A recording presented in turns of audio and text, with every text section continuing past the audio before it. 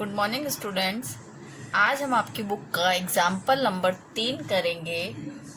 पूंजी पर ब्याज की गणना संबंधी प्रावधान। देखिए, आपकी बुक में पहले एग्जाम्पल 3 के ऊपर एक टेबल बनी हुई है। इसमें स्थिति और प्रावधान यानी ये सिचुएशन आने पर हमें इस तरह से कैलकुलेट क्वेश्चन करना है। फर्स्ट है, जब साझेदारी संलेख में पूंजी पर ब्याज देने के बारे में कोई उल्लेख ना हो तो ऐसी दशा में कोई ब्याज नहीं दिया जाएगा। ये नियम मैंने आपको पहले भी सिखाया था। संलेख में पूंजी पर ब्याज देने के लिए नहीं कहा गया तो आप पूंजी पर ब्याज नहीं देंगे। सेकंड नियम, जब साझेदारी संलेख में पूंजी पर ब्याज देने का उल्लेख तो है यानी कहा तो गया है, लेकिन स्पष्ट नहीं है कि पूंजी पर ब्याज लाभों पर प्रभार माना जाएगा या लाभों का नियोजन माना जाएगा। तो अब इस कंडीशन में हम क्या करेंगे? इस कंडीशन में पूंजी पर ब्याज तभी दिया जाएगा जब फर्म में लाभ हो। ठीक है, लाभ होगा तभी। अब इसमें भी 3 कंडीशन आएंगी। फर्स्ट, यदि हानि की दशा में पूंजी पर ब्याज नहीं दिया जाएगा। मैंने यहाँ बताया लाभ हो तभी आपको जो है ब्याज देना है। हानि की दशा में पूंजी पर ब्याज नहीं दिया जाएगा। यदि फर्म के लाभ ब्याज देने से पूर्व ब्याज के बराबर है अथवा ब्याज से अधिक है तो पूंजी पर ब्याज दिया जाएगा। ठीक है। थर्ड है, यदि फर्म का लाभ ब्याज देने से पूर्व ब्याज से कम है तो ऐसी दशा में लाभ पूंजी पर ब्याज के अनुपात में बांट लिया जाएगा, यानी जितना आपका इंटरेस्ट बनता है उस रेशो में आप जो लाभ है उसको बांट लेंगे। थर्ड है, जब साझेदारी संलेख पर पूंजी पर ब्याज को लाभों पर प्रभार मानने का उल्लेख हो। ठीक है, क्वेश्चन में लिखा हुआ आएगा ये लाभों पर प्रभार मानने का उल्लेख है। तो ऐसी स्थिति में फर्म को चाहे लाभ हो या हानि हो पूंजी पर ब्याज दिया जाएगा। वह लेखा लाभ हानि खाते में डेबिट में होगा। क्लियर हो गई ये कंडीशन सारी। जैसे मैं एग्जाम्पल 3 आपको आज समझाती हूँ। इसमें 5 कंडीशन दी हुई है। फर्स्ट कंडीशन है आपकी, यदि साझेदारी संलेख में पूंजी पर ब्याज के संबंध में कोई प्रावधान नहीं है। ब्याज के संबंध में कोई प्रावधान नहीं है। ठीक है, आपके फर्स्ट लिखा हुआ है ब्याज के संबंध में कोई प्रावधान नहीं है। तो अब हम क्या करेंगे? तो देखिए, आपकी वापस फर्स्ट कंडीशन पर आइए। साझेदारी संलेख में पूंजी पर ब्याज देने के बारे में कोई उल्लेख नहीं है। उल्लेख नहीं है तो पूंजी पर ब्याज क्या देना है या नहीं देना? पूंजी पर ब्याज नहीं दिया जाएगा। ठीक है, तो अब आपको क्या कह रहा है वो? वर्ष का लाभ कितना है? 60,000। तो अब आप कैसे बांटेंगे? P&L ऊपर लिखेंगे P&L एप्रोप्रिएशन। क्लियर? मैं भी शॉर्ट में लिख देती हूँ P&L एप्रोप्रिएशन। इसके बाई साइड में आप लिखेंगे by profit and loss account. कितना लाभ दिया हुआ है क्वेश्चन में? 60,000। ठीक है, अब 2 साइड में आप क्या करेंगे? इस लाभ को बांटेंगे। किस रेशो में बांटेंगे? आपको क्वेश्चन में रेशो दिया हुआ है 3:2। ये क्वेश्चन में दिया हुआ है तो 2 पार्टनर्स कैपिटल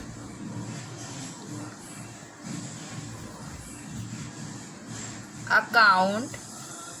तो पहले x को फिर y को कैसे बांटना है? देखिए, 60,000 है। 60,000 इंटू 3:2 का रेशो है तो क्या लिखेंगे हम?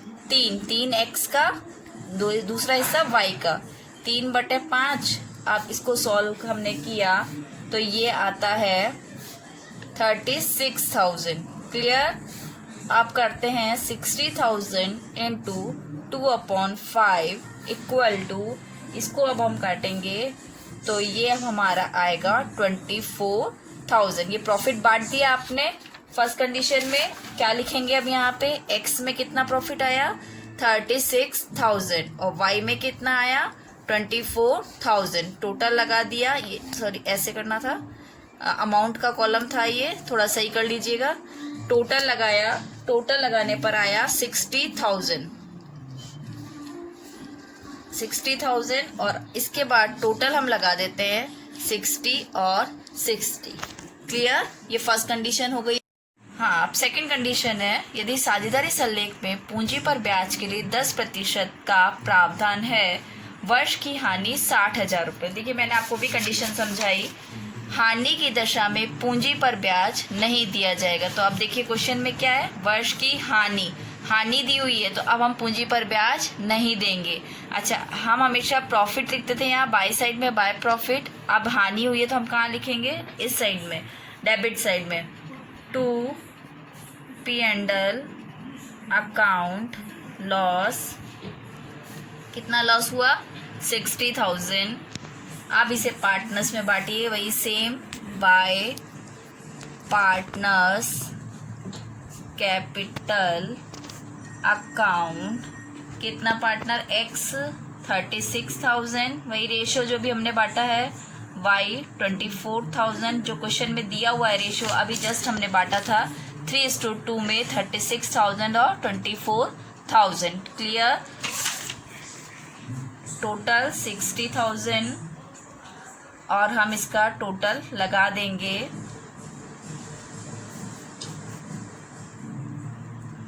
हो गया बच्चों। अब हम करते हैं थर्ड कंडीशन।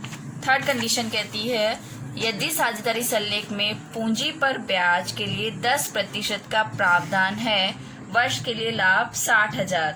देखिए लाभ भी दे रखा है और पूंजी पर ब्याज भी दे रखा है। अब ये आपका क्वेश्चन बना, कैसे करना है, कंडीशन आप पहले कर भी चुके हैं। बाय P&L अकाउंट कितना, 60,000।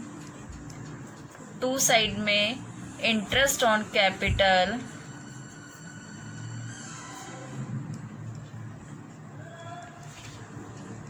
एक्स को कितना इंटरेस्ट देंगे, एक्स का पूंजी कितनी दे रखी है क्वेश्चन में, 2 लाख। 2 लाख का 10% कितना देता है, 20,000। वाई की पूंजी कितनी है, 1 लाख। 1 लाख का 10% 10,000। क्लियर, यहाँ तक समझ में आ गया। टोटल लगा देंगे 30,000। अब 60 में से 30,000 माइनस किया तो कितना बचा, 30,000। ठीक है, रेशो कितना दिया हुआ है क्वेश्चन में, रेशो हमें दिया हुआ है क्वेश्चन में वही 3:2। कैसे सॉल्व करना है, 3/5 कितना आया, 18,000। और y का रेशो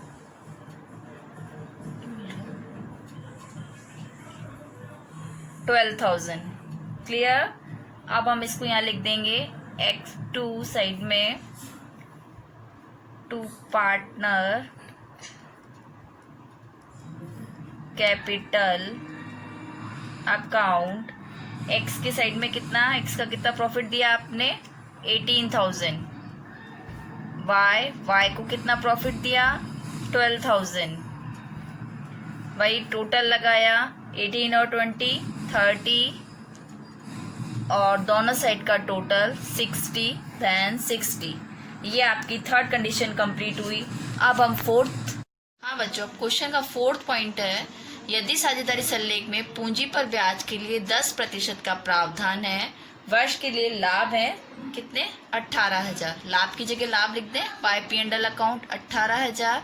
लेकिन देखिए इंटरेस्ट कितना बन रहा है, आपकी कंडीशन क्या कह रही है, कंडीशन देखिए, यदि फर्म के लाभ ब्याज देने से पूर्व ब्याज से कम हो, इस दशा में लाभों को पूंजी पर ब्याज के अनुपात में बांट दिया जाएगा। देखिए हमारे पास लाभ ब्याज से कम है, लाभ कितना है, 18,000। ब्याज कितना देना है, 2 लाख का 10% 20,000 और 1 लाख का 10% 10,000, यानी हमें ब्याज तो 30,000 देना है, लेकिन प्रॉफिट कितना हुआ है, 18,000 ही हुआ है। तो अब हम क्या करेंगे, इसे ब्याज के रेशो में, ब्याज का रेशो कितना है, 2:1, ब्याज के रेशो में इस प्रॉफिट को हम बांट देंगे, यानी 18,000 इंटू 2/3, ये आता है हमारा 12,000, और 18,000 इंटू 1/3, ये हमारा आता है 6,000।